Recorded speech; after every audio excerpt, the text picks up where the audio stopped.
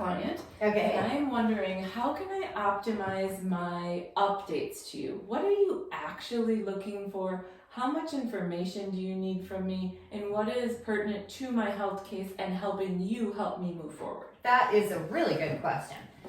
So first of all, the update is just to facilitate my understanding of anything that would not otherwise be tested on the scan. And let me go into that because that statement won't make sense yet.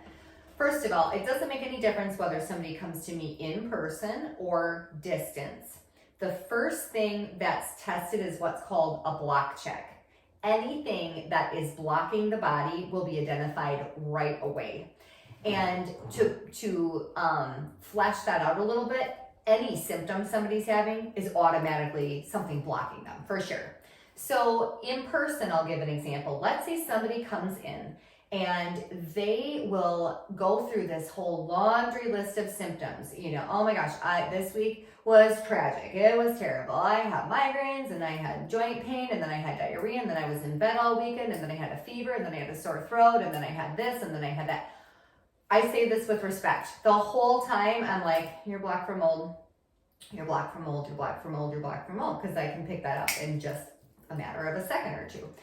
So it's the way that we run our appointments in person is very different than the way that you might find if you go to like a chiropractic office or a dental clinic or physical therapy, where usually the model is that you have to describe all of your symptoms in a lot of detail, all the different areas, before they evaluate you, because that really would be the only way that they're going to know what they're looking for.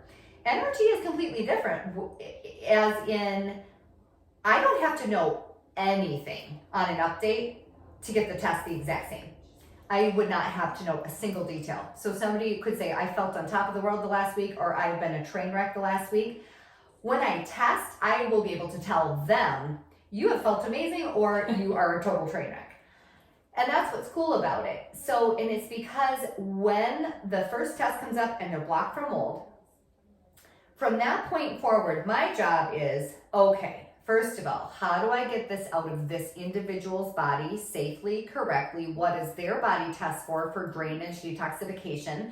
Then depending on how long they've been in an exposure, they may have accrued a number of deficiencies, because something like mold is a good example. Everybody's familiar with mold. It causes omega-3 deficiency, it causes B vitamin deficiency, magnesium deficiency, and then everything, vitamin C deficiency, and everything that is downstream from that. And however, each body will test for a completely different combination of nutrients and cofactors, and it all has to work synergistically and pulse the optimal 10 on digestive points, allergy point. It's a really complex process.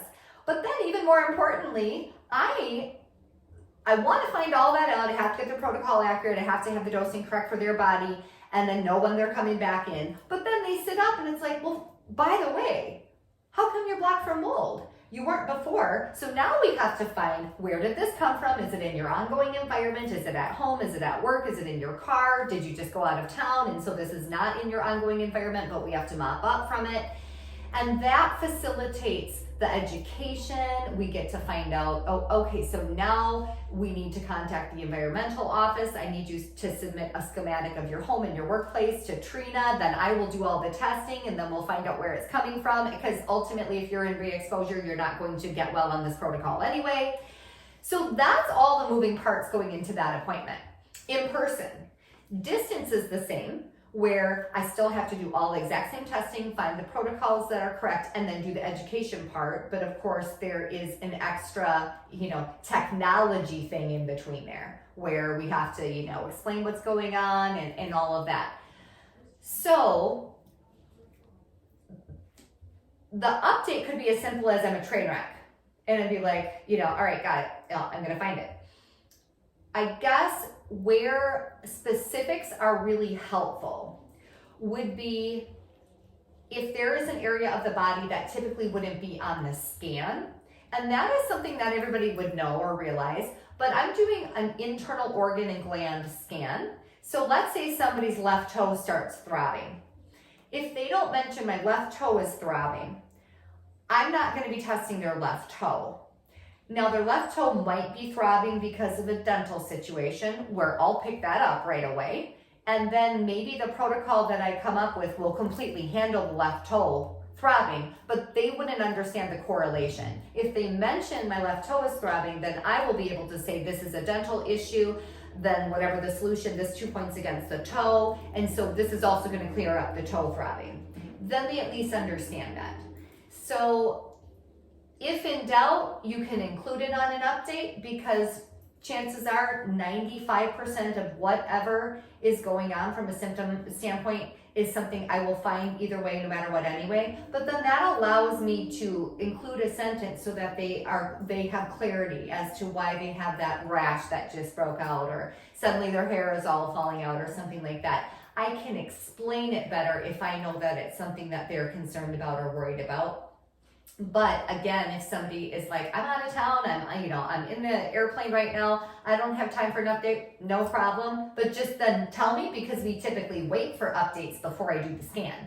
So if we don't receive an update from somebody, even if the update is I don't have updates, I sometimes will push their appointment up to the following week, because I'm like, I don't know if they haven't started their updated protocol, or I don't know why I haven't heard from them, but usually I will put a halt on that test. Does that make sense? Mm-hmm. So from that perspective, we do want to at least hear from the person, but I do not need tremendous detail beyond, and again, to clarify though, yeah, you could say I'm a train wreck, but headaches, joint pain, fatigue, or phenomenal energy, going to the bathroom for the first time every day in the past 20 years, and no more hot flashes at night.